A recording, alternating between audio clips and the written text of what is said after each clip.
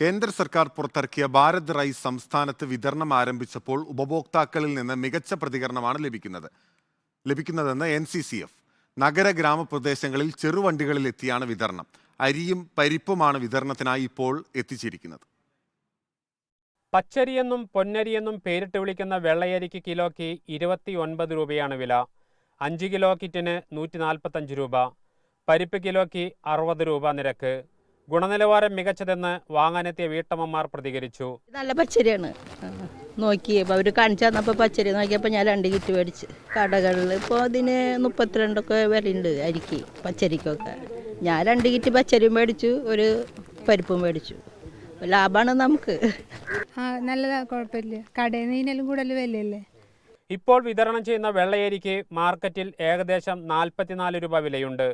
പരിപ്പിന് 90 മുതൽ 100 രൂപ വരെ വിലയുണ്ട്. എത്തുന്നതും പൊതുജനങ്ങൾ ആവശ്യപ്പെടുന്നിടത്ത് വാഹനങ്ങളിലെത്തി വിതരണം ചെയ്യുമെന്ന് വിതരണത്തിനെത്തിയ സോണി പറഞ്ഞു. ഇത് അരി കൊണ്ടുവന്നിട്ടുണ്ട് നമ്മൾ, ഭാരത് റൈസ്, പിന്നെ പരിപ്പ് കൊണ്ടുവന്നിട്ടുണ്ട്. 2 ഐറ്റംസാണ് ഇപ്പോൾ ഉള്ളത്. ഇത് കിലോന് 29 രൂപയാണ് വില. 5 കിലോൻ്റെ പാക്കറ്റായിട്ട് വന്നതാണ്. 5 കിലോൻ്റെ അരിയുടെ വില 145 രൂപയാണ്. ഇത് നമുക്ക് സപ്ലൈക്കാരും റേഷൻ കടയിലേക്കും നമുക്ക് ഗവൺമെൻറ്റുകൾ സബ്സിഡിയിൽ കൊടുത്തിട്ട് അവിടെ കിട്ടിയിരുന്ന സാധനം വണ്ടികളിൽ മൊബൈൽ യൂണിറ്റുകളാക്കിയിട്ട് ഓരോ ഏരിയകൾ, ഓരോ ഗ്രാമപ്രദേശങ്ങളിൽ ആൾക്കാർ ജനങ്ങൾ താമസിക്കുന്ന ഏരിയയിൽ വന്ന് കൊടുക്കുക. അങ്ങനെ ഒരു പദ്ധതിയാണിത്. ആ പദ്ധതിയിലൊരു അംഗമായിട്ട് ഇപ്പോൾ ഞാൻ കൊണ്ടുവന്നിരിക്കുന്നു. കേന്ദ്ര ഭക്ഷ്യവകുപ്പിന് കീഴിലുള്ള നാഷണൽ കോഓപ്പറേറ്റീവ് കൺസ്യൂമേഴ്സ് ഫെഡറേഷനും കേന്ദ്ര കൃഷി വകുപ്പിന് കീഴിലുള്ള നാഫെഡിൻ്റെയും നേതൃത്വത്തിലാണ് അരി വിതരണം നടക്കുന്നത്. റിപ്പോർട്ടർ, തൃശൂർ.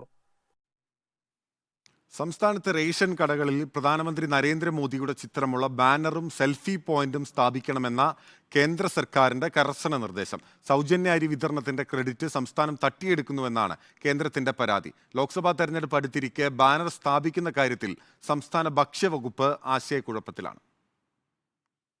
സംസ്ഥാനത്ത് മഞ്ഞ, പിങ്ക് കാർഡ് ഉടമകൾക്ക് സൗജന്യ അരി നൽകുന്നത് കേന്ദ്ര സർക്കാരാണ്.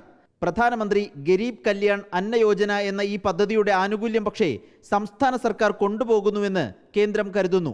നേരത്തെ നരേന്ദ്രമോദിയുടെ ചിത്രമുള്ള പോസ്റ്റർ റേഷൻ കടകളിൽ പതിപ്പിച്ചിരുന്നു.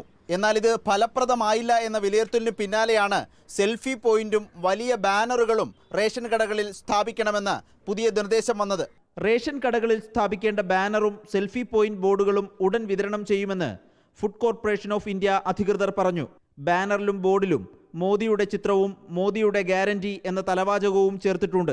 ലോക്സഭാ തെരഞ്ഞെടുപ്പ് അടുത്തിരിക്കെ കേന്ദ്ര നിർദ്ദേശം എങ്ങനെ നടപ്പാക്കുമെന്ന ആശയക്കുഴപ്പത്തിലാണ് സംസ്ഥാന ഭക്ഷ്യവകുപ്പ്.